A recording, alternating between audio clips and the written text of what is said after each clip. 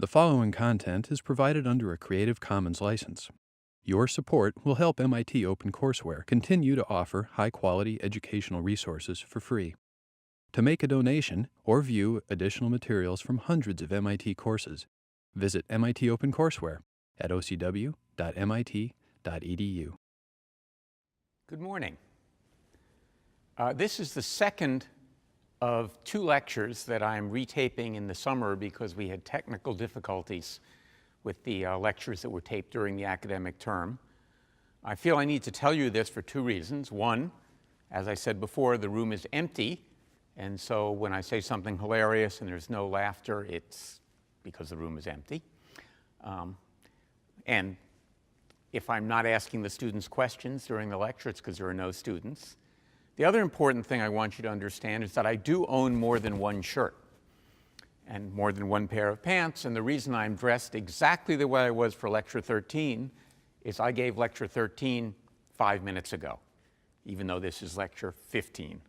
So again, here I am, and I apologize for the uniformity in my clothing.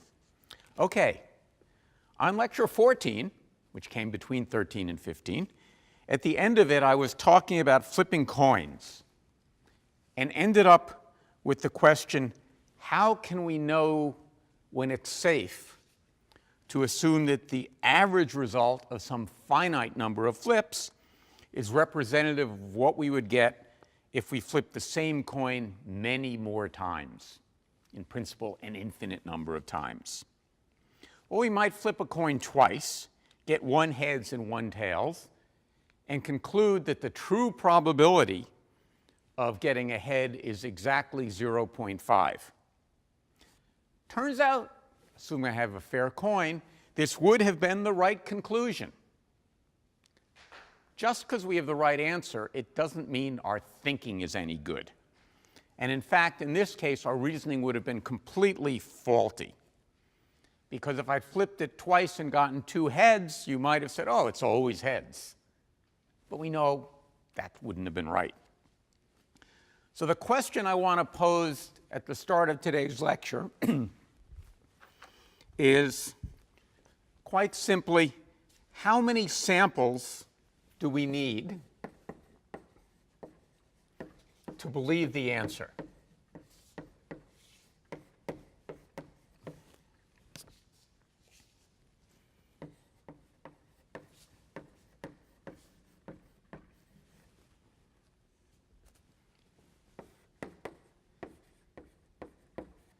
So how many samples do we need to look at before we can have confidence in the result?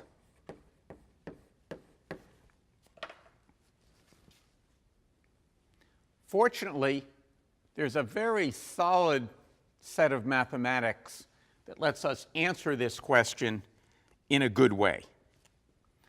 At the root of all of it is the notion of variance.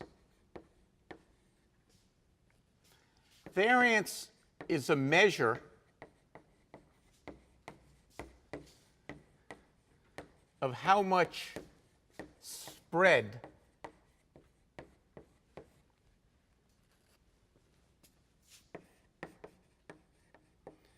there is in the possible outcomes.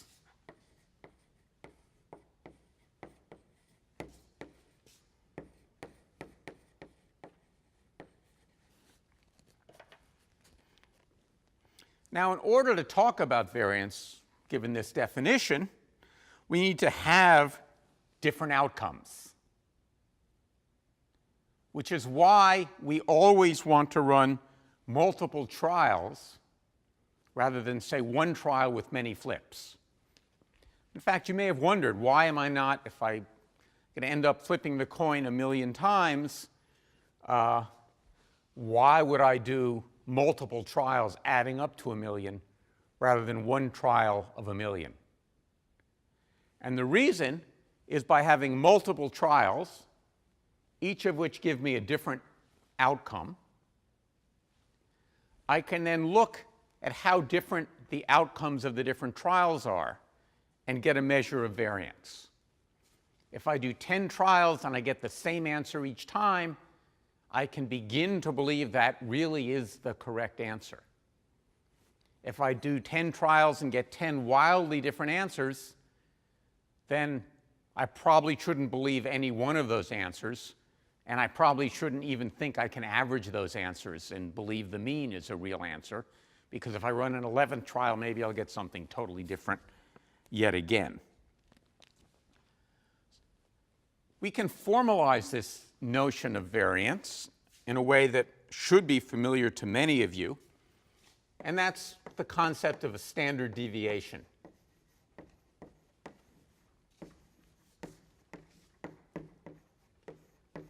Something I, in fact, already showed you when we looked at the spread of grades in the first quiz this semester.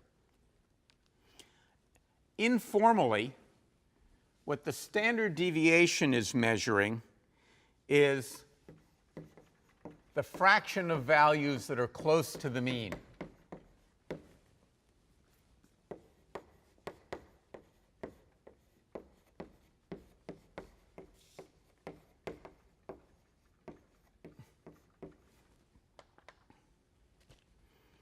If many values are close to the mean, the standard deviation is small.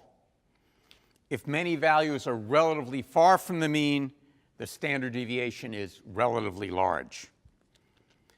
If all values are the same, then the standard deviation is 0.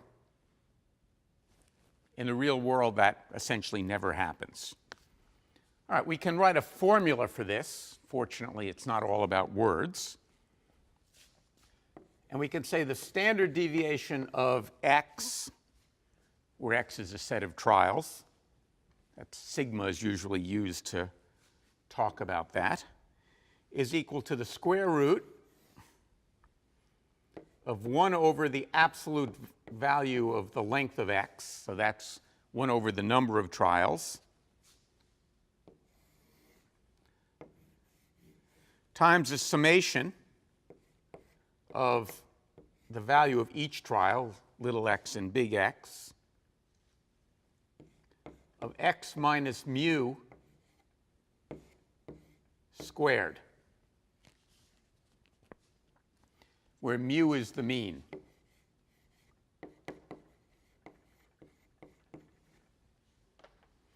And as I said, that's the cardinality of x.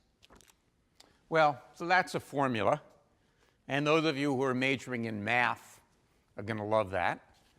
But for those of you who are more computationally oriented, I recommend you just take a look at the code. So here's an implementation of the standard deviation.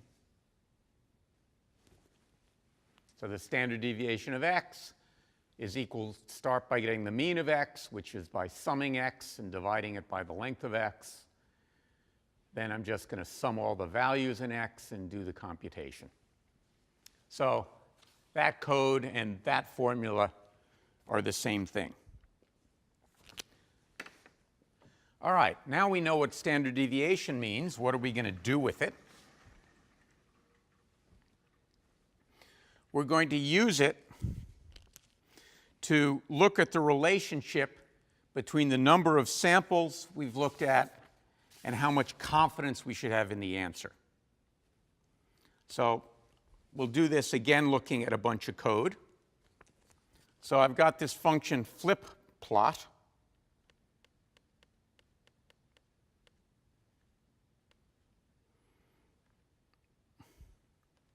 Which doesn't quite fit on the screen, but that's okay. It's not very interesting in the details. What it does is it runs multiple trials of some number of coin flips and plots a bunch of values about the relative frequency of heads and tails, and also the standard deviation of each.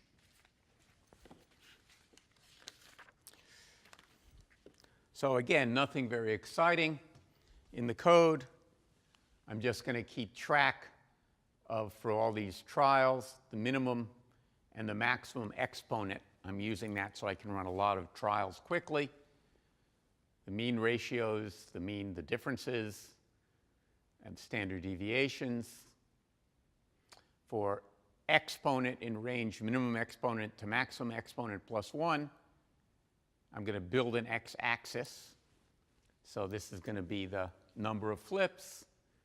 And then for the number of flips, I'm going to run a bunch of tests and get the ratios of heads to tails and the absolute difference between heads and tails. And then I'm going to do a bunch of plotting. And again, what I want you to notice is when I'm doing the plotting, I'm going to label the axes and put some titles on. And I'm also going to use semi-log because given that I'm looking at different powers, it would compress everything on the left if I were just to use linear. All right, let's run it. Actually, let's comment out the code we need to run it.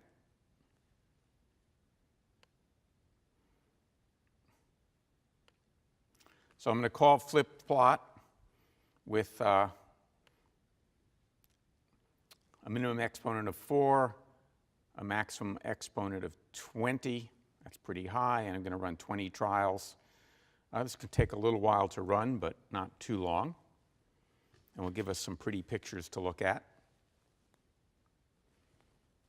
Give me a chance to have a drink of water.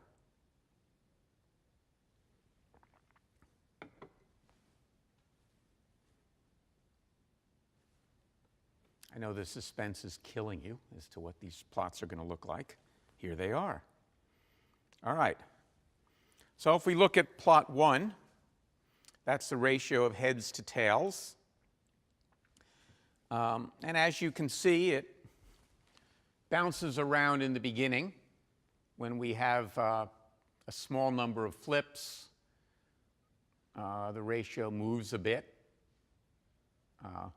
But as I get to a lot of flips out here, 10 to the 5th, 10 to the 6th, what we're seeing is it begins to stabilize. We don't get much difference. Kind of interesting where it's stabilizing, maybe not where we'd expected. I would have guessed it would stabilize a little closer to 1 than it did as I got out here. Maybe I have an unfair coin. That's the problem with running these experiments in real time, that I can't necessarily get the answer I want. But for the most part, actually, it looks much better on my screen than it does on your screen. In fact, on my screen, it looks like it's very close to 1. I don't know. I guess there's some distortion here. Think 1.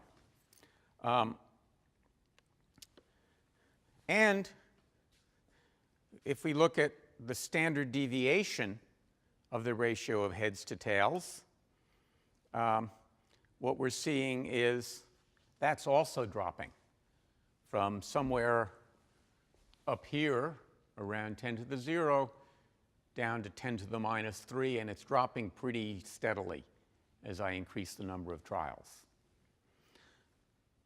That's really what you would hope to see and expect to see, that not the number of trials, the number of flips, sorry. As I flip more coins, the variance between trials should get smaller,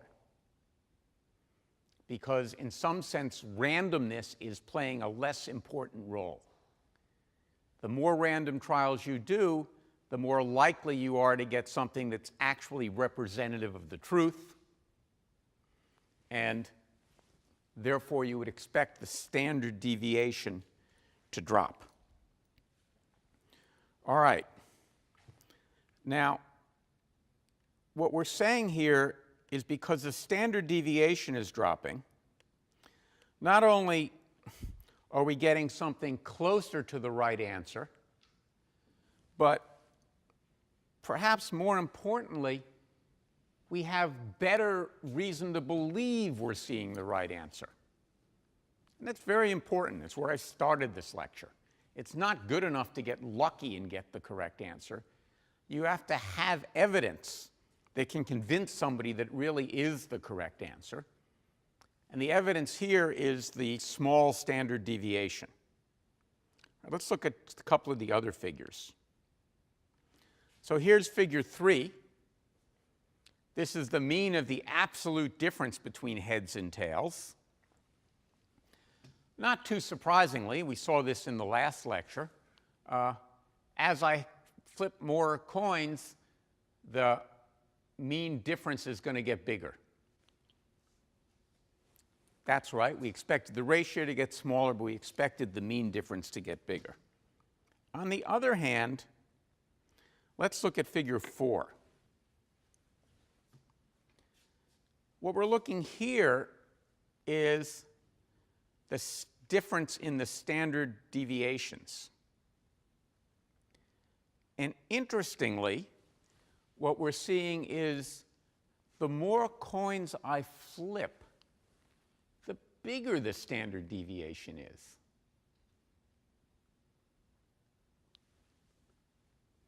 Well, this is kind of interesting. I look at it, and I sort of said that when the standard deviation is small, we think that the variance is small, and therefore the results are credible. When the standard deviation is large, we think the variance is large, and therefore the results are maybe incredible. Well, I said that a little bit wrong. I tried to say it right the first time. What I have to ask is not, is the standard deviation large or small, but is it relatively large or relatively small? Relative to what? Relative to the mean. If the mean is 1,000,000 and their standard deviation is 20, it's a relatively small standard deviation. If the mean is 10 and the standard deviation is 20, then it's enormous. So it doesn't make sense. And we saw this when we looked at quizzes, right? If the mean score on quiz 1 were 70 and their standard deviation were 5, we'd say, okay, it's pretty packed around the mean. If the mean score were 10, which maybe is closer to the truth, and the standard deviation were 5, then we'd say it's not really packed around the mean. So we have to always look at it relative, or think about it relative to that.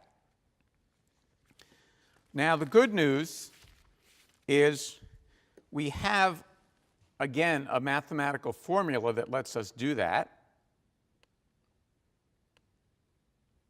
Get rid of all those figures for the moment. And that formula is called the coefficient of variation.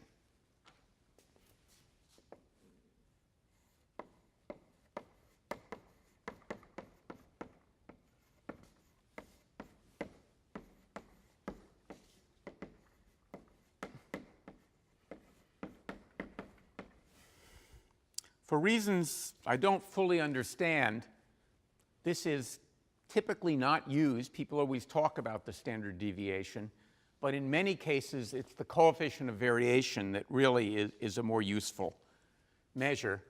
And it's simply the standard deviation divided by the mean.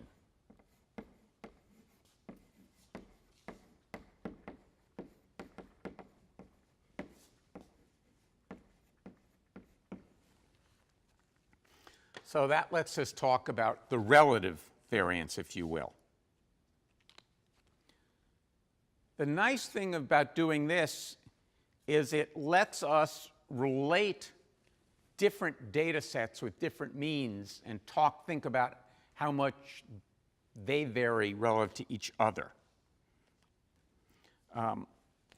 So if we think about it, if usually we argue in that if it's less than 1, we think about that as low variance.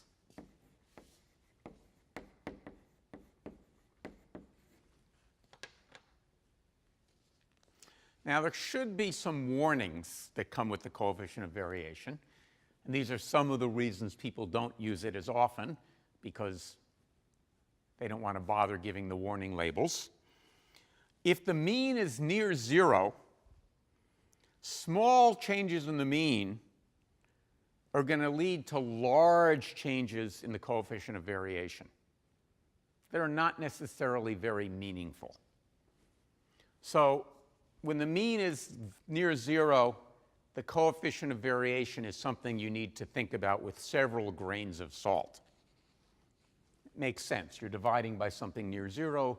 A small change is going to produce something big. Perhaps more importantly, or equally importantly, and this is something we're going to talk about later, is that unlike the standard deviation, the coefficient of variation cannot be used to construct confidence intervals.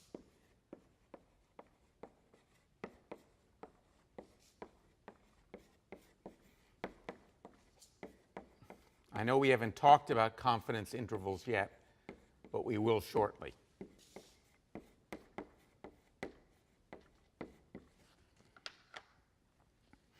All right. By now, you've got to be tremendously bored with flipping coins. Nevertheless, I'm going to ask you to look at one more coin flipping simulation, and then I promise we'll change the topic. And this is to show you some more aspects of the plotting facilities in PyLab.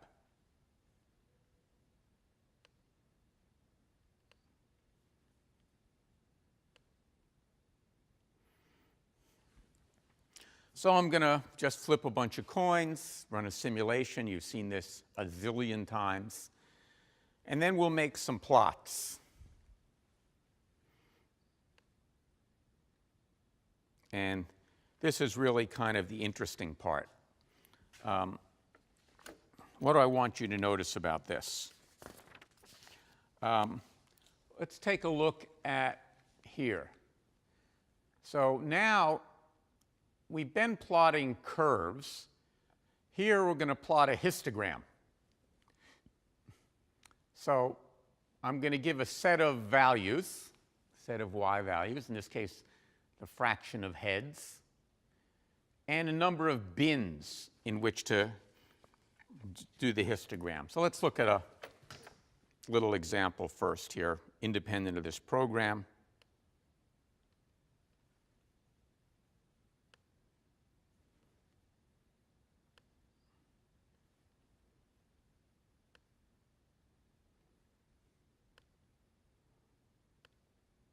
Oops, wrong way. So I'm going to set L, a list, equals 1, 2, 3, 3, 3, 4. And then I'm just going to plot a histogram with 6 bins and then show it.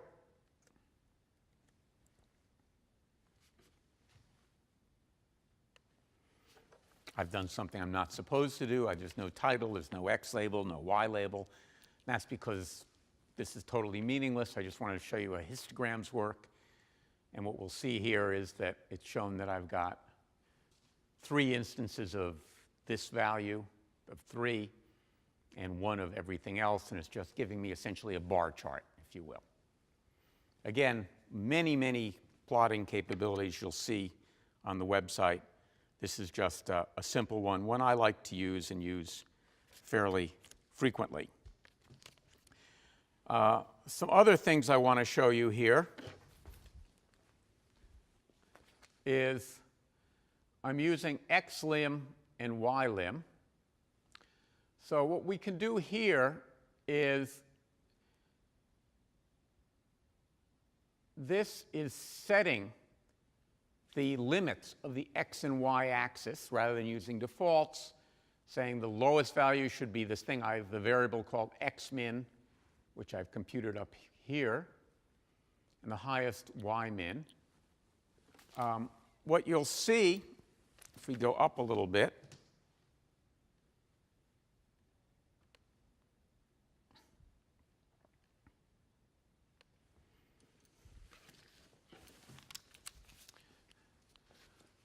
so I'm getting the fraction of heads 1 and computing a mean 1 and the standard deviation 1.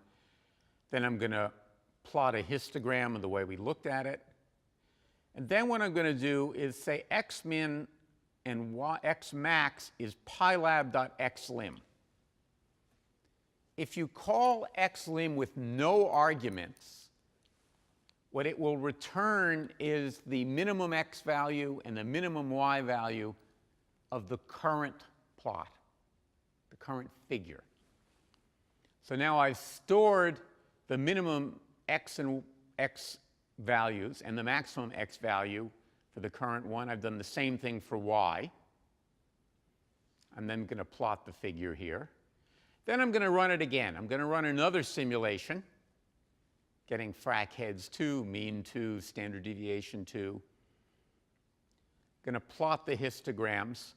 But then I'm going to set for the new one the x limit and the y limit, or the x limit, sorry, of this to the previous ones that I saved from the previous figure. Why am I doing that? Because I want to be able to compare the two figures. As we'll see when we have our lecture on how to lie with data, a great way to fool people with figures is to subtly change the range of one of the axes. And then you look at things and say, wow, that's really different, or they're really the same, when in fact, neither conclusion is true. It's just that they've been normalized to either look the same or look different. So it's kind of cheating. And then we'll do it. So now let's run it and see what we get.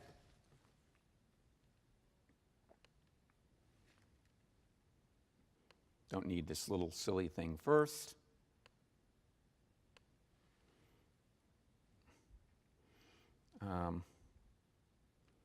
Let's see. It's going to take a long time, maybe.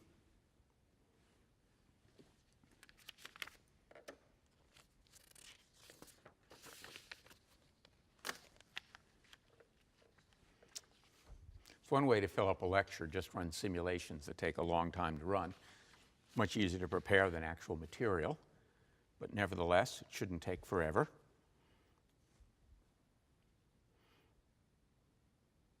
I may have said this before. I have two computers. I have a fast one that sits at my desk that I use to prepare my lectures, and a slower one that I use to give the lectures. I should probably be testing all these things out on the slow computer before making you wait. But really, it's going to stop, I promise. All right. So we'll look at these. So figure 1 has got 100,000 trials of 10 flips each, and figure 2, 100,000 trials of 1,000 flips each. And let's look at the two figures side by side.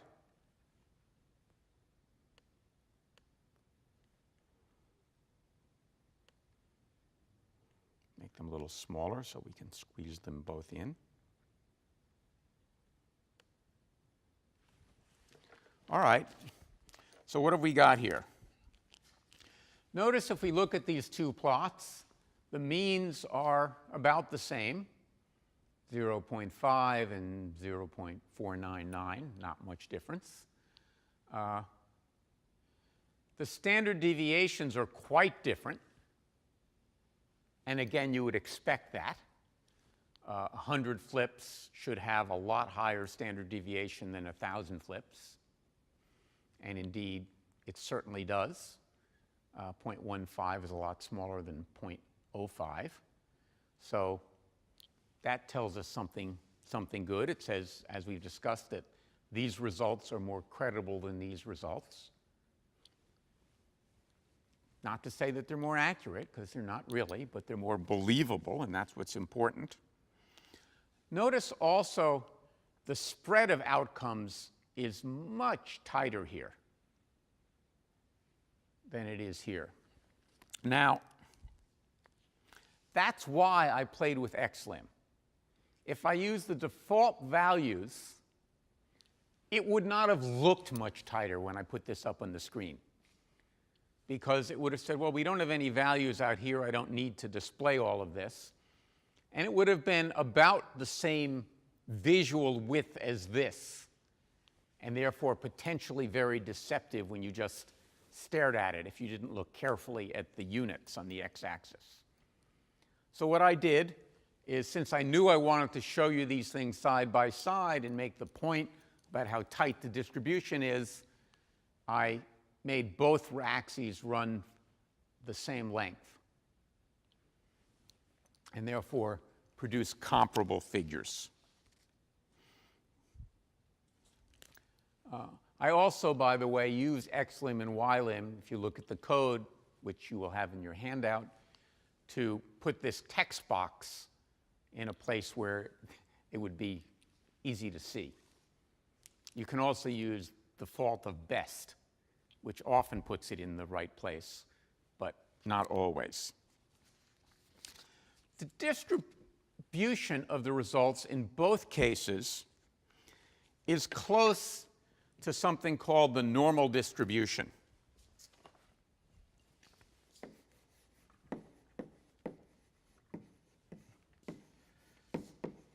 And as we talk about things like standard deviation or coefficient of variation, we are talking about not just the average value, but the distribution of values of these trials. The normal distribution, which is very common, has some interesting property. It always peaks at the mean and falls off symmetrically.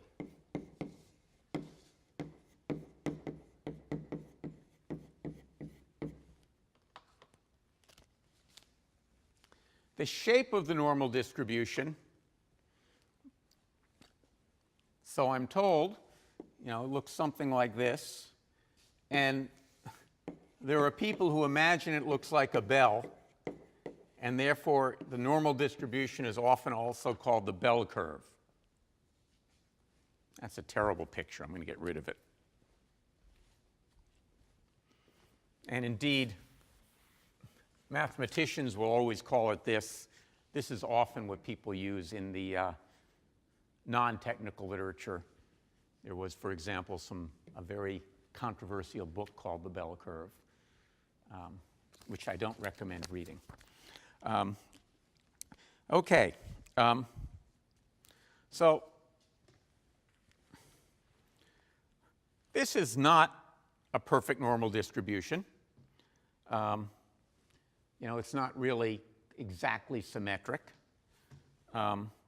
We could zoom in on this one and see if it's better. In fact, let me make that larger, and then we'll zoom in on it.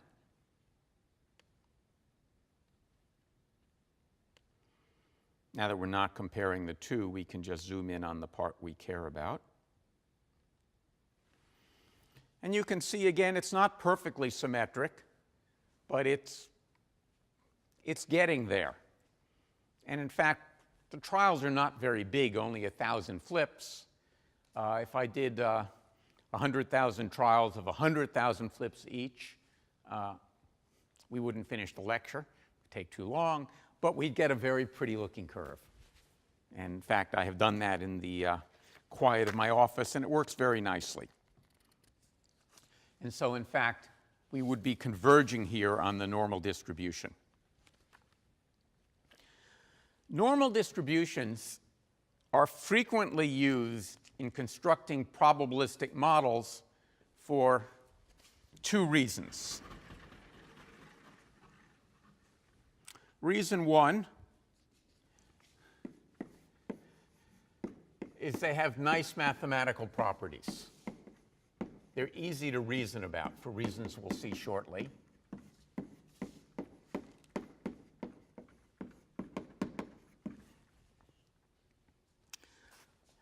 That's not good enough. The curve where every value is the same has even nicer mathematical properties, but isn't very useful. But the nice thing about normal distributions is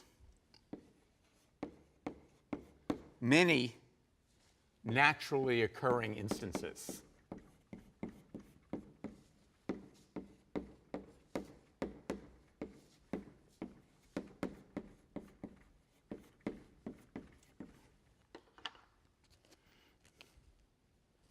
So let's first look at what makes them nice mathematically, and then let's look at where they occur.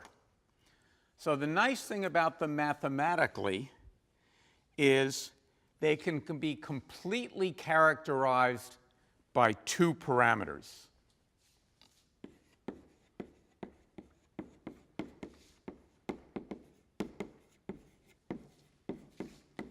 The mean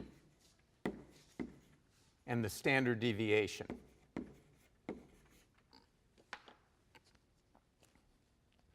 Knowing these is equivalent to knowing the entire distribution. Furthermore, if we have a normal distribution, the mean and the standard deviation can be used to compute confidence intervals.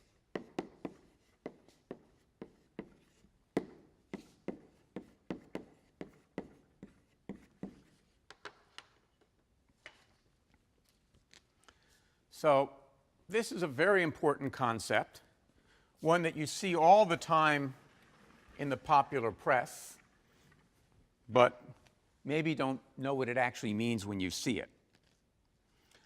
So instead of estimating an unknown parameter, and that's of course all we've been doing with this whole probability business, so we have some unknown parameter like the probability of getting a head or a tail, and we've been estimating it using various techniques, and typically we've been estimating it by a single value, the mean of a set of trials. A confidence interval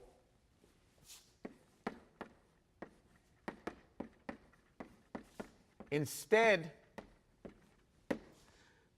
allows us to estimate the unknown parameter by providing a range that is likely to contain the unknown value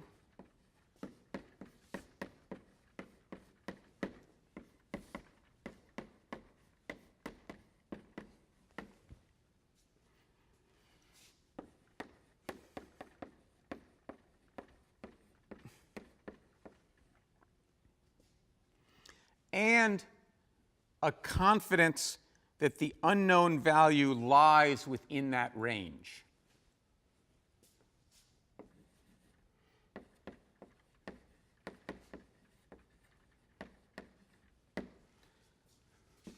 It's called the confidence level.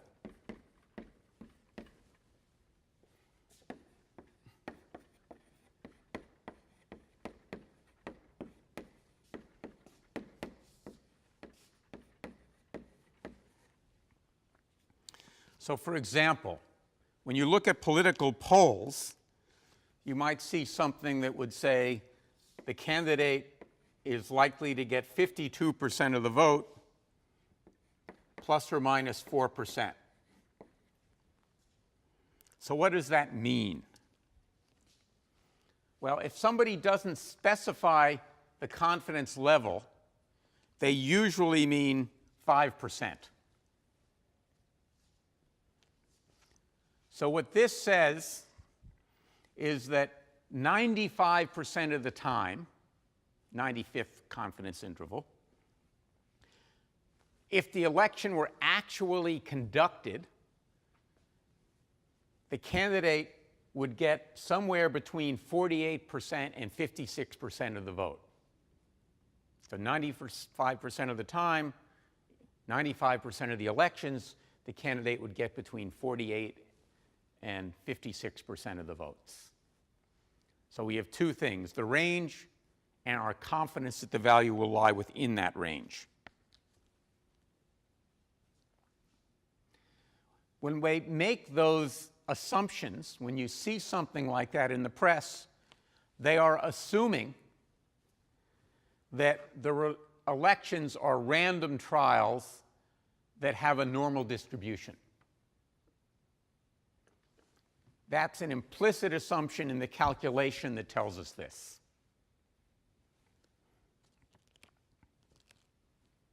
The nice thing here is that there is something called the empirical rule, which are used for normal distributions.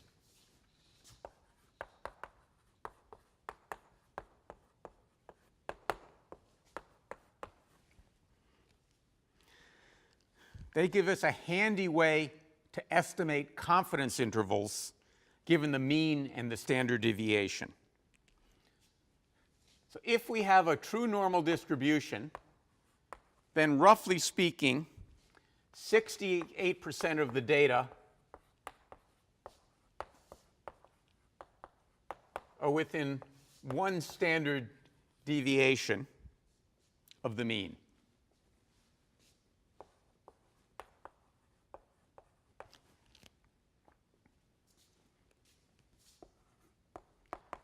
and 95% within 2 standard deviations, and almost all, 99.7%, will fall within 3.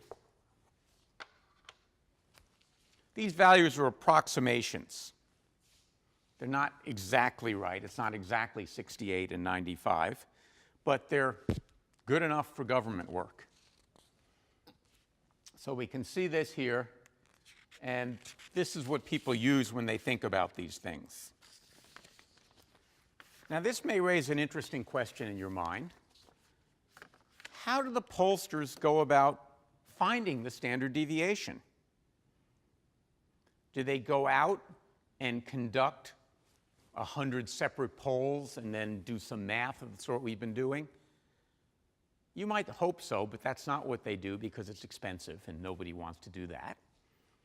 So they use another trick to estimate the standard deviation.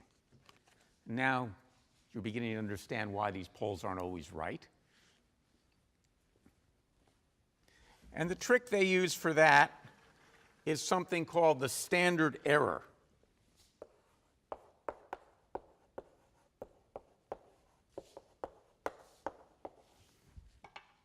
Which is an estimate of the standard deviation. And you can only do this under the assumption that the errors are normally distributed.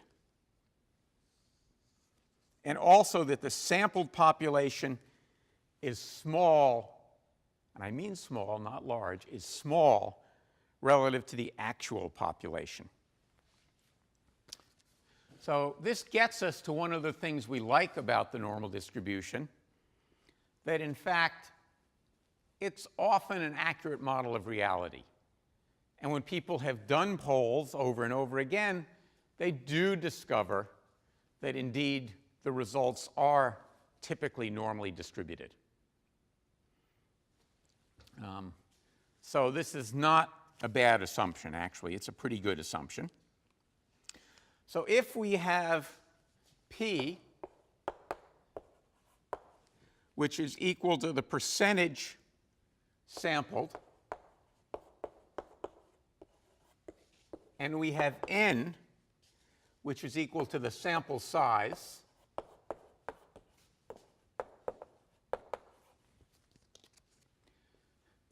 we can say that the standard error, which I'll write SE, is equal to the formula P times 100, because we're dealing with percentages, minus P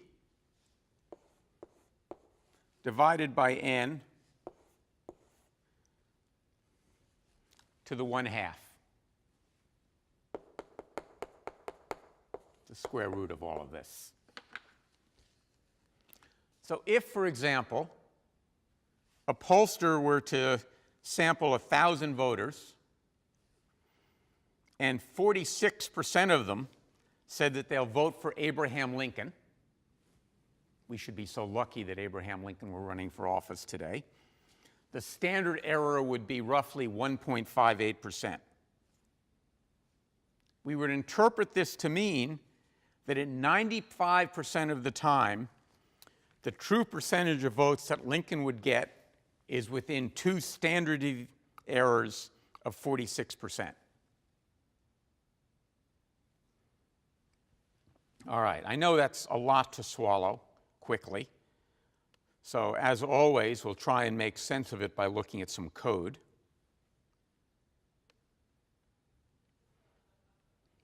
By now, you've probably all figured out that I'm much more comfortable with code than I am with formulas.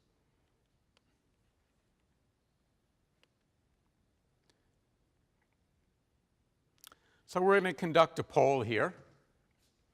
Not really. We're going to pretend we're conducting a poll. N and P.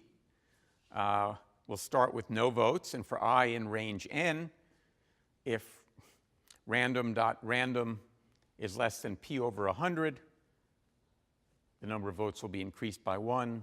Otherwise, it will stay where it was, and we'll return the number of votes. Nothing very dramatic. And then we'll test the error here. So N equals 1,000. P equals 46, the percentage of votes that we think Abraham Lincoln is going to get. We'll run 1,000 trials. Results equal that. For T in range number of trials, results dot append. I'll run the poll. Then we'll look at the standard deviation. We'll look at the results. And we'll print the fraction of votes and the number of polls. All right? Let's see what we get when we do this.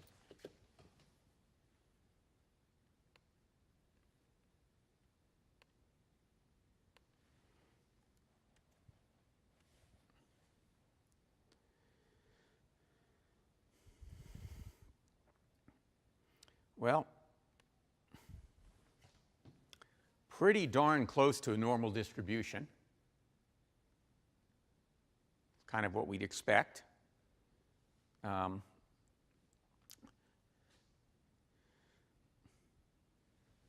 fraction of votes peaks at 46%. Again, what we'd expect. But every once in a while, it gets all the way out here to 50, and looks like Abe might actually win an election. Highly unlikely in our modern society. And over here, he would lose a lot of them. And, whoops, sorry about that. If we look here, we'll see that the standard deviation is 1.6. So it turns out that the standard error, which you'll remember we computed using that formula to be 1.58. You may not remember it because I said it and didn't write it down. Is pretty darn close to 1.6. So remember, the standard error is an attempt to just use a formula to estimate what the standard deviation is going to be. And in fact, we use this formula, very simple formula, to guess what it would be. We then ran a simulation and actually measured the standard deviation, no longer a guess, and it came out to be 1.6. And I hope that most of you would agree that that was a pretty good guess. And so, therefore, because, if you will, the differences are normally distributed, the distribution is normal, it turns out the standard error is a very good approximation to the actual standard deviation, and that's what pollsters rely on and why polls are actually pretty good.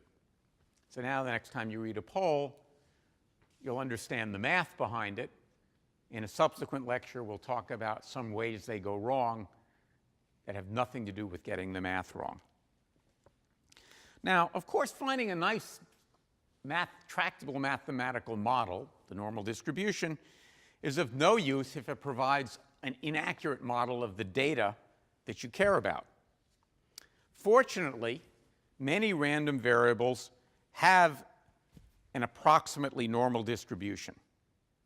So if, for example, I were doing a real lecture and I had 100 students in this room, and I were to look at the heights of the students, we would find that they are roughly normally distributed. Anytime you take a population of people and you look at it, it's quite striking that you do end up getting a normal distribution of the heights. You get a normal distribution of the weights. Same thing will be true if you look at plants, all sorts of things like that. I don't know why this is true, it just is. What I do know is that, and probably this is more important, many experimental setups, and this is what we're going to be talking about going forward, have normally distributed measurement errors. This assumption was used first in the early 1800s by the German mathematician and physicist Carl Gauss. You've probably heard of Gauss, who assumed a normal distribution of measurement errors in his analysis of astronomical data. So he was measuring various things in the heavens. He knew his measurements of where something was were not 100% accurate. And he said, well, I'll bet it's equally likely it's to the left of where I think it is, or the right is where I think it is. And I'll bet the further I get from its true value, the less likely I am to guess that's where it is. And he invented at that time what we now call the normal distribution. Physicists insist today still on calling it a Gaussian distribution. And it turned out to be a very accurate model of the measurement errors he would make. If you guys are in a chemistry lab or a physics lab or a bio lab, mechanical engineering lab, any lab where you're measuring things, it's pretty likely that the mistakes you will make will be normally distributed. And it's not just because you're sloppy in the lab. Actually, if you're sloppy in the lab, they may not be normally distributed. If you're not sloppy in the lab, they'll be normally distributed. It's true of almost all measurements. And in fact, most of science assumes normal distributions of measurement errors in reaching conclusions about the validity of their data. And we'll see some examples of that as we go forward. Thanks a lot. See you next time.